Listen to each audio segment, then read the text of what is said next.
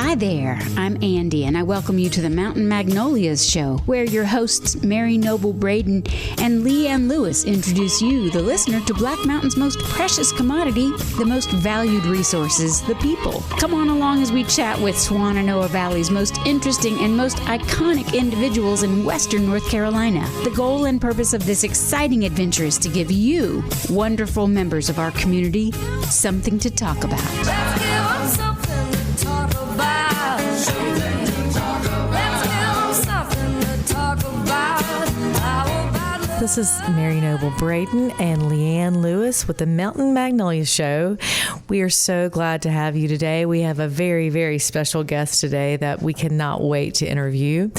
And I'm going to give Leanne the microphone. Oh, thank you, Mary Noble. It's so good to be here. And my goodness, the guest we have today, I don't even know how to start because I have so many questions, Louisa. We have Louisa Branscomb, who is like this goddess of bluegrass. I'm just going to go ahead and open up with that, right? Yep. I love the little crown she puts on her head. But what an honor, and thank you so much for coming today so that we can just hear about this trailblazer, especially in the female world. But it's great to be here, and I can't wait to talk to you about whatever we come up with. That's right, absolutely. So you want to go ahead and go in? Yes. So one of the first questions, Louisa, that we ask is, how did you get to Western North Carolina? Well, I have been traveling Highway 40 for many, many years. So I got here by Highway 40, but I think there are a couple of trails that have led me here. One is that after college, I moved to Winston-Salem. And I loved Winston-Salem, and I was very active in bluegrass there. That's where my touring started as a musician. And I also got several graduate degrees at Wake Forest. Was on the faculty there.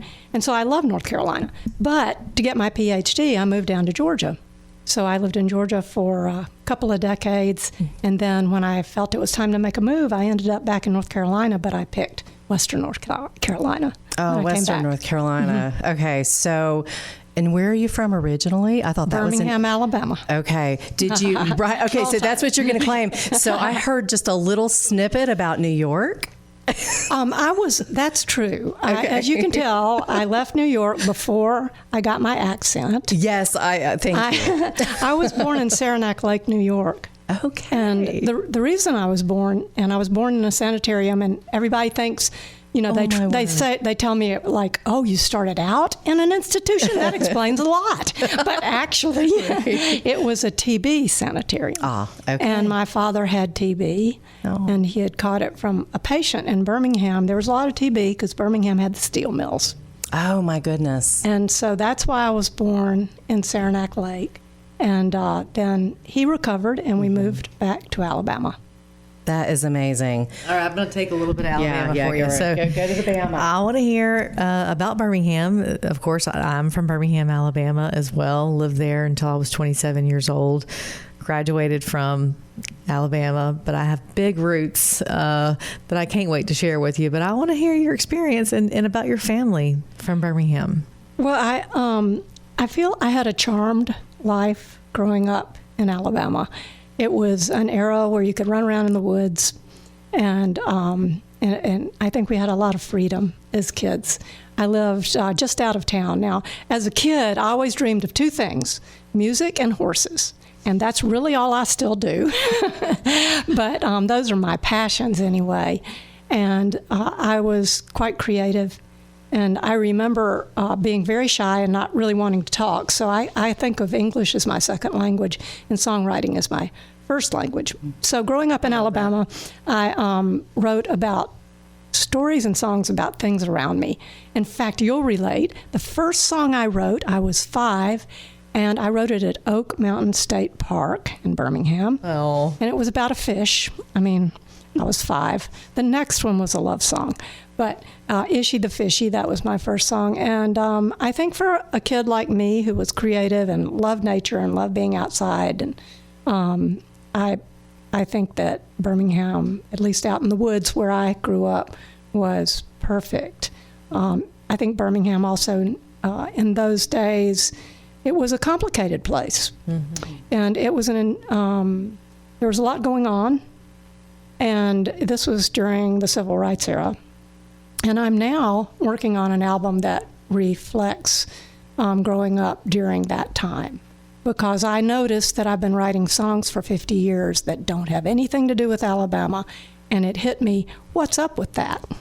So I'm coming back to my Alabama roots right now and looking at all that. But one more little tidbit on Birmingham and my roots that I have re-owned and felt so blessed about is that my dad had a personal relationship with his patients.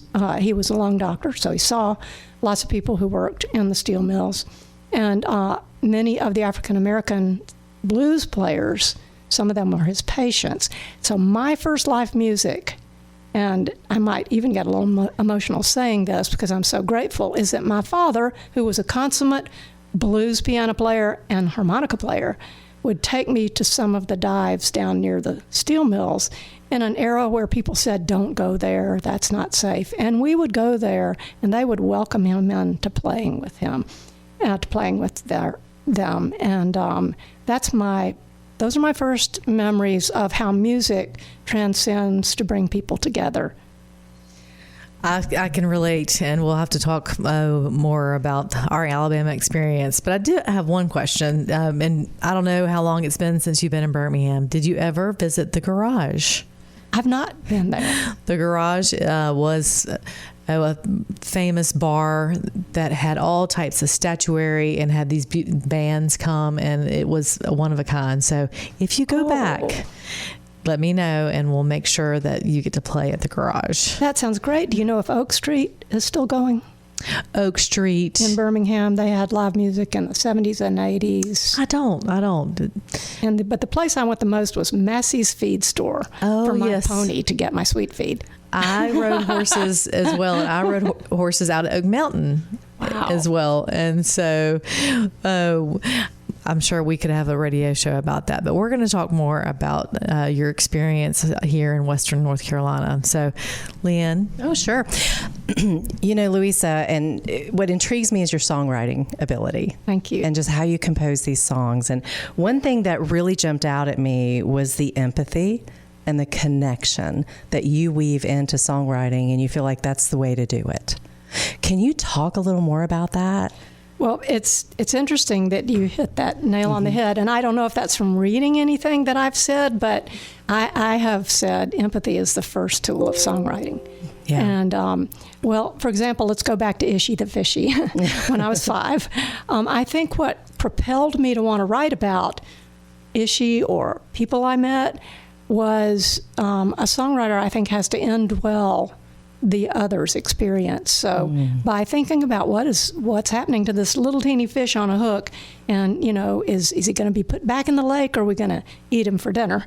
I think that's a valuable lesson, and that anyone who wants to write a song, it's a very valuable tool to it's a work of the heart. Really the tools of songwriting are empathy, your heart, open perceptions, using your experience, and having somewhere to go in that song, because it's insufficient just to talk about the plight of, let's say, Ishy or a person who's struggling, unless there's some movement in the song. And that's the magic, because it's the movement in the song that transforms something. It transforms it for the artist. It transforms it, if we're lucky, when the listener hears it. It touches something universal in them that they have a little experience of change. And then, and this is an aspect of the way I work, is the song is still incomplete. And we got to help our songs be born and live. So at that point, when you've finished it and you've maybe worked with feedback from listeners, then that's where the community comes in. So it's a full circle. And I sort of draw on the idea of life as a journey, and you come full circle. That's right. The descent into creativity that we're all propelled into when we have difficult experiences or on some sort of journey or quest. And then we hit this dark night of the soul. We go, we're all alone. There's no answer. And at that point, there's like a rabbit hole, and you fall through and you realize, paradoxically, we are all so created so connected because That's right. everyone has felt this feeling, hope or despair or lost love. That's so those true. are human things. And then we write about it. And then that experience is changed. And then it's the job of the artist to bring it back to the community. Okay. It's lovely. And just to hear you talk, I feel like I'm, of course, one of those people in the community, but it's like when I hear your song, Steel Rails, my goodness, it speaks to me so much. And I'm thinking when I hear that song, I'm like, what was she thinking when she wrote that? You know, where in the rabbit hole and going down. And it just spoke to me. It really touched me, Louisa, I have to say. I just, and I feel like everybody feels that way, or they should, when they hear your music. And the other one that I have to tell you about is Finding the Rainbow in the Rain. Oh my goodness. Yeah. The story on that one is beautiful. This Side of Heaven, I think, is the title of that one. Okay. It was touching. So I just Thank have you. to Well, that thank one you for was sharing your talent. ironic. That one was ironic because my farm in Georgia was hit by a tornado in 2011. It killed like 460 people, and it leveled where I lived, and many people around me, some were killed, and their animals were killed. Oh my gosh. And the irony about a song, and this I think is hard to talk about because it's almost numinous. It's almost like beyond our own understanding Absolutely. what songs can do. But I had written that song based on a proverb that says, if your building burns, rejoice. There's just more room to see the stars. And I wrote that song. It was recorded by the Whites, the Buck White and the Down Home folks who were into the movie Deliverance and so on. I guess they were an O Brother. Oh, wow. And Okay. so they consented to record that for me. And the album came out about a week before the tornado hit. Oh, So gosh. I'm standing there with the roof off, and the rain had been pouring down, and my daughter comes to the door from Atlanta. She had come up to, quote, help her mom with the tornado. And Olivia has tears rolling down her face because our farm was destroyed. Right. And I'm thinking, as a mom, what do you say to your kid when you yourself are in shock? That's right. And I thought, for the first time, I don't know what to say as a mom. And I got up and I started walking toward her, and the song came to me. Oh, my goodness. We have to look for the rainbows in the rain. So when I got to Olivia, I said, sweetie, it's okay. We just have to concentrate on the view. And look how much better view we have now. Oh, my gosh. Louisa. My own song somehow cycled back around It did. to save that moment. That is beautiful. Oh, my goodness. Thank you for sharing that. Thank you. That's really beautiful, that moment. It's almost like I'm there, just the way you talk about it. And Well, I know you have a wonderful relationship with your musical daughter, so you can relate. I can relate. Yes, but that- absolutely. Oh. And when I wanted to cycle back to community, because one of the things that drew me here is this community. Okay. And I don't know that I don't know how much I have to add to this community, because this community is already doing so much. Yeah. And of course, I've known Bob peripherally from being in Black Mountain as a musician over the years. I've played in Asheville at several venues there over the years. But I have so much respect that all people like you guys are doing here. Oh, So thank you for that. Coming from you, I want to be a little part of the Thank you. chemistry or the alchemy, I guess. Oh, man. Well, Mary Noble, what is coming to your mind now? I have to take a break. I'm still an emotional wreck over this rainbow. I know. I just love hearing about your experiences, whether they're positive or hard, and turning them into rainbows. It's really special. I've read a little bit on your website and a couple other articles, and just how you take how you take empathy instead of competition, and you're really putting that into your songs, your experiences with people, and we are so excited to have you as a community member here and sharing just your experiences. You know, we had one big event here already, and that was at the Monte Vista Hotel, and that was my workshop last year at this time. And my empathy is a big part of the model, and I mentor a lot, and so I believe that even in mentoring, how do you teach a person to write a song if you don't have the time and a moment and the presence to really connect with that person and understand them and their story? So that's where we start at the workshops. And then at the end, presumably we're looking for a place to share what the students have come up with. And we had a big concert at the Monte Vista. So that was a great experience that we had last year here. Yeah, how special. And really being able to be present, I feel like, is a big thing where we're so busy in today's world. And so how magical it is to focus on these folks and help them create something. Well, I never get off of my soapbox about songwriting. And I feel like songwriting, for me, it's a tool like any art form for us to connect with ourselves. And sometimes it helps to have someone else connect with us to connect with ourselves. Yeah, that's great. So I did read also that you do workshops in Western North Carolina. Can you explain or Sure. tell us what your next workshop might be? Well, I love doing workshops, and I call them retreats. It's a retreat model, and the last one was here at the Monte Vista, but I also have a little farm down the road in Swannanoa, and it's called Lyric Mountain. And so we call it they're Lyric Mountain Retreats, and we usually have a field trip to the farm. I weren't able to arrange that particular venue again this year, but I do have a retreat coming up April 18th, and it'll be partly here. We'll be in Black Mountain some, and then we'll be at the retreat some. But the classes are being held in Asheville. But I'm looking for people who want to partner with me, such as, if you give us the space, we'll have our songwriters sing their songs at the end of the workshop. Any kind of collaboration we can do, I'm looking forward to. Okay. Well, I love to network, so I will help you with that. When I also think about when I hear you speak, Louisa, and just read about your lovely story and get to know about you more, is the empowerment. How you empower kids, women, men in the songwriting and with your knowledge. And that also leads me into, you've blazed quite a trail for women, and for songwriting and musicians and bluegrass. Can you share with us kind of how you feel about that and what that means to you? Or I only think about that when someone else tells me that. Of course. I guess I hope that's true.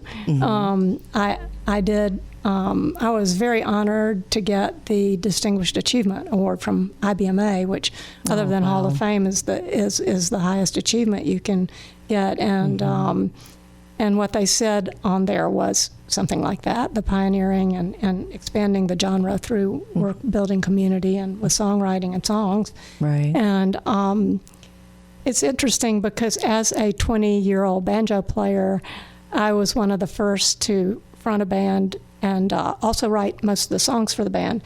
And I didn't see many people like me ahead of me on the road. Right. There were women in bluegrass, mostly in family bands. Right. Not too many my age or leading bands. And so jumping forward, and I wasn't aware of needing that particularly. I'm such an independent person.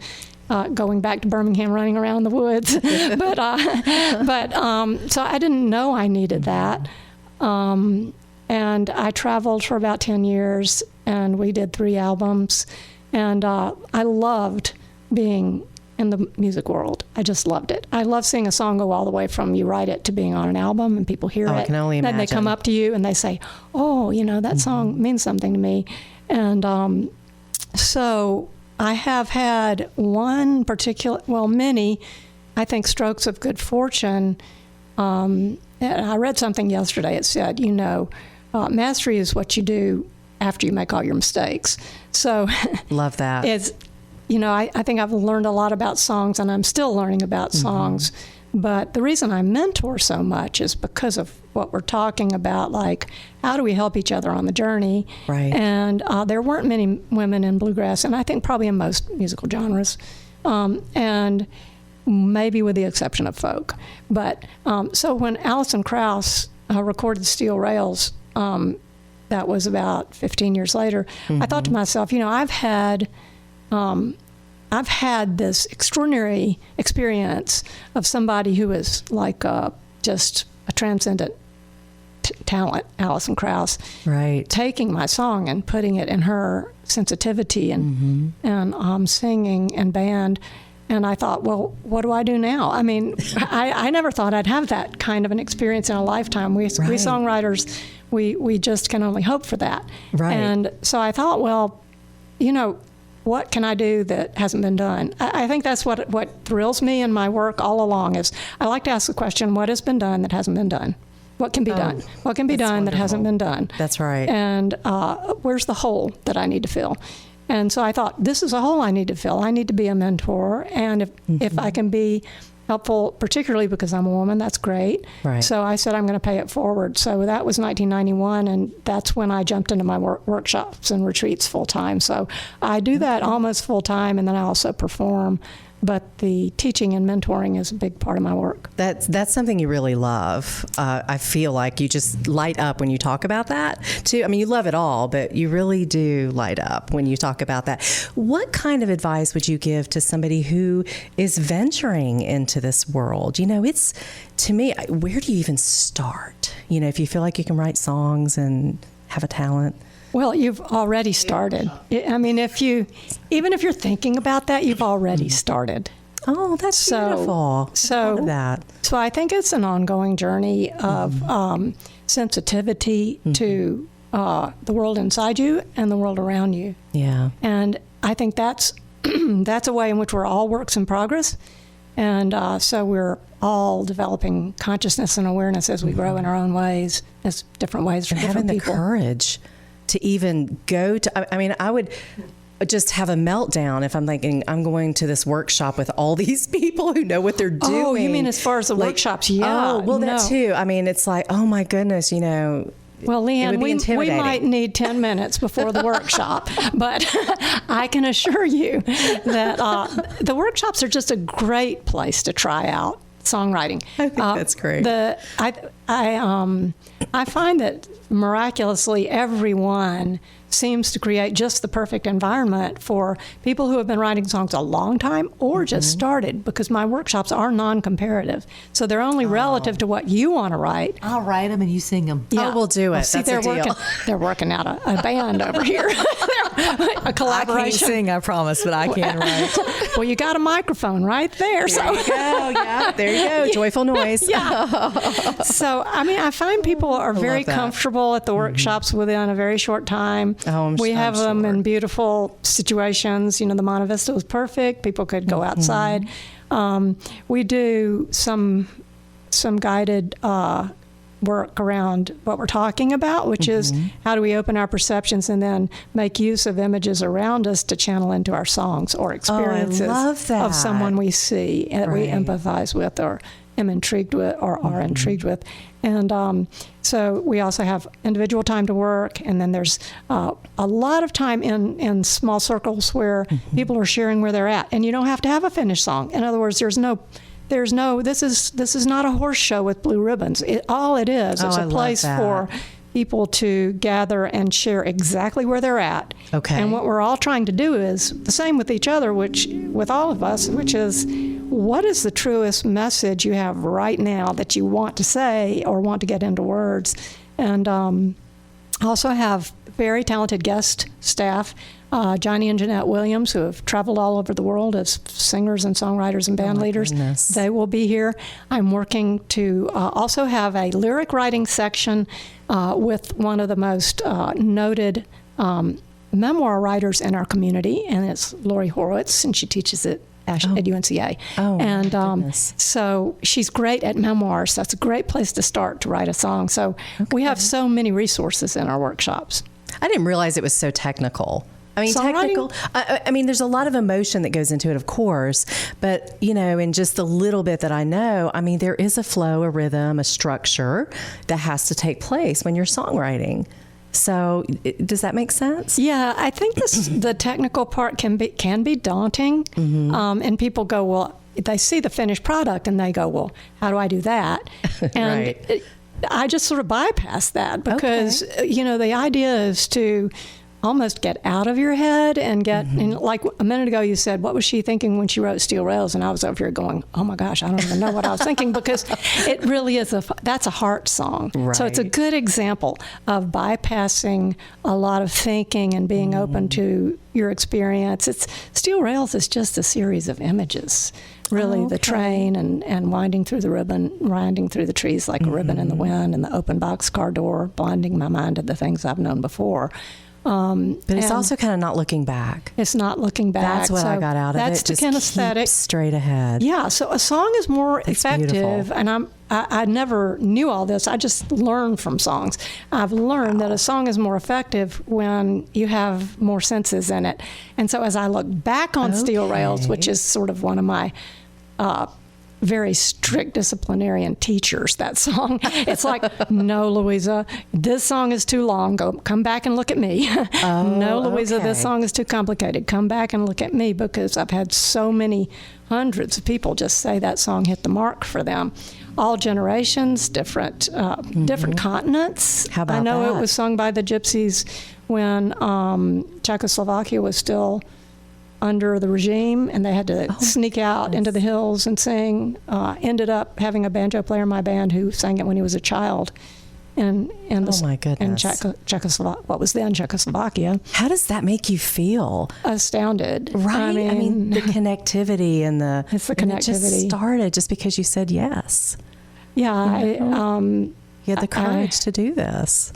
I think the courage part probably comes in with, you look at your own experience or feelings that you want to put in the song, and then having the courage to be willing to put it in a song instead of use all these escapes that we use in life, like getting online or watching TV, watching Netflix. I love what you just said. And dealing with it. huge, And so right. what that means is, if you think of your experience as like a little trail through the woods, or do y'all remember those at the fair? They used to have that, what they call it, where you go through and the faces drop down, the haunted house, but you're going through the mazes and it's kind of everything. like that. Sometimes I think that's what a hard time is like. You got to walk that path. But if you That's so walk, true. if you walk that path and do it with your perceptions open, that's the material for a song. But it's not immediate. So then it's learning how to use other parts of your mind to put that into form. And then we work on the craft, the technical part you were talking about. We work on that after people have something they're working with, and then we look at things like rhyme and rhythm and all of that. But we kind of try to keep the heart part first, and then the circle. That is lovely. And what about, I can tell you love animals, so I know I'm an animal lover. How about opening your heart after you're with your horses or maybe your dogs? Is that a big part of your songwriting? Well, you guys are wonderful interviewers, because you keep hitting the nail on the head. And after what I just said, I guess I have to respond honestly to that question. One of the last songs I wrote, Mary, was about my horse that died this summer. Oh. And her name was River. And it's about, carry on River, because we're going home. And so I wrote that one since I've been here. I love it. And animals, I think especially horses, because I'm that girl, who loved horses, and they have such big hearts, and they're extremely sensitive. And some of my workshops, I've had master horsemen come in, or women come in, and we look at the horses. We spend time with them and notice how are they tuned into the world. They look an ear or shift their weight or something very almost imperceptible. And I love songs about animals. We also love learning from our animals. The horses are so intuitive, and they can feel your energy and they feel your fear. I grew up with horses, so it's if someone hasn't been around them, it can be scary. But if you know your horse very well or your dog, you're comfortable, and it makes us relax. Makes us relax, and it helps us learn how to relate to people too, because with a horse, that distance you're going to give them where they feel comfortable, and then learning how to know what they're telling us. I totally agree with you about that. Yeah. It's great. Now, tell the audience how they can learn more about you on your website. On my website, and Facebook is a good way because I post things more, at the time on Facebook, and I'm easy to find. My website's easy to find, and happy to communicate with anyone privately on Facebook and kind of go from there. Yeah. And my email is Louisa Branscomb. Well, see, BranscombMusic@gmail. So And then what is your website? Louisa Branscomb. Okay, that's easy enough. Well, it has been a wonderful show. Is there anything else you want to share with us? Are you playing anytime soon? Would you like to share with the audience maybe some future? Sure. Yeah. So I started. I mentioned Lori Horowitz, who is an author here, and we started what's called the Sunday Afternoon Salons, and we're combining art forms. So what we do is we meet at my house. I have a very big room. We can have 50 people in there, and I bring in artists from the community, and then we use the music. So we'll have a question like, we'll dialogue with each other. How do you show hope? Or, for example, I have a Jackson Hammock painting on my wall, and it is about a woman in a canoe. So it's about a journey. So that was perfect to talk about, and I hope I'll have Jack in person. But that was perfect and then I can sing songs about the journey, and Lori would read her memoirs about certain aspects of the journey, like the dark night of the soul or a time when we had hope. So my hope is to bring in people from the community in these Sunday afternoon salons, and that's one thing. I have the workshop coming up in April. So tell the audience how they can find you and what type of workshops you have going on in the future. Great. So people can find me on Facebook, Louisa Branscomb, and also my website, and it will send you to branscombmusic@gmail.com. And what we have coming up is the workshop on April 18th. I have 2 or 3 more places available, and that's a retreat-style workshop here. And then I also am performing some showcases at the SURFA conference, and that's Southeastern Folk Alliance. It's a division of the National Folk Alliance, and it's being held right here in Black Mountain. A lot of people don't know that. And it's at the Blue Ridge Assembly, and it's in May, and there are showcases and workshops and so on. And I also have been conducting a new form of entertainment and fun, which is called the Sunday Afternoon Salon. And I am doing that actually at my house in Asheville and Swannanoa. And my colleague, Lori Horowitz, who is a noted memoirist and on the faculty at UNCA, she's doing these with me. And we're bringing in regional artists, and then we're showing the commonalities between different art forms, such as painting and pottery, really to celebrate the transformative power of art. And we need it more than ever in these times, I think. So these are laid back, small group salons in the Gertrude Stein tradition of the old classical salon, where there's mixing and mingling and some special performances. And I do perform around, have something set up in Greensboro, but nothing right here in the near future. Oh, that's too bad. It'll but happen. The salon sounds amazing. Yeah. Well, I'm performing at SURFA, which is here in Black Mountain, and that's coming up pretty soon. That's in May. Okay. And SURFA is a very open, welcoming folk music organization, part of the national organization. And we're meeting at the it's at the up there where the Black Mountain College used to be. I think it's the Y at Retreat. Rockmont? Yeah, or the retreat. Ridgecrest. Rockmont? Is it the YMCA retreat? Okay, it's the YMCA retreat. Okay. So anyone is welcome to look up SERFA, Southeastern Folk Alliance. It's the regional division. We have workshops, and it's coming up in May. And we have showcases at night, and I think those are open to the public, or you can attend the workshop too.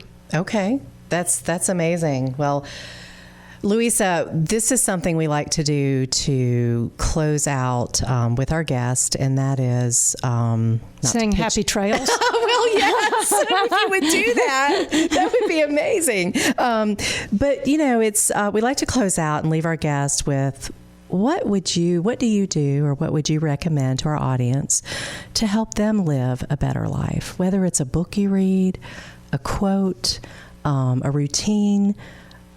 What would you recommend to somebody? That's a great question. I think I'll reframe it. What would I recommend for not so much a better life, because I don't think I can be a judge of that, but maybe a fulfilling life. Yeah, I think it's sure. everything you guys have been asking about and we've been talking about in terms of engagement with your experience. And it's maybe helping remove the filters that keep us from open perceptions of people, nature, people around us. Practicing slowing down and being in the moment is always a task for me. Oh, man, that's great. Yeah, just slowing down, removing the filters, seek first to understand. That's better said than I could. And I think then from that place, recognize that you're an artist.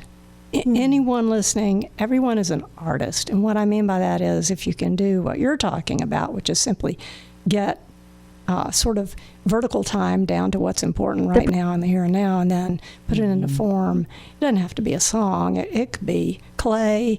It could be your radio show. It could be what you want to say different in a relationship. So we're always being creative, and that's what's most important. That's lovely. What a way to finish off our show, Mary Noble. I am so blessed. Thank you, Louisa.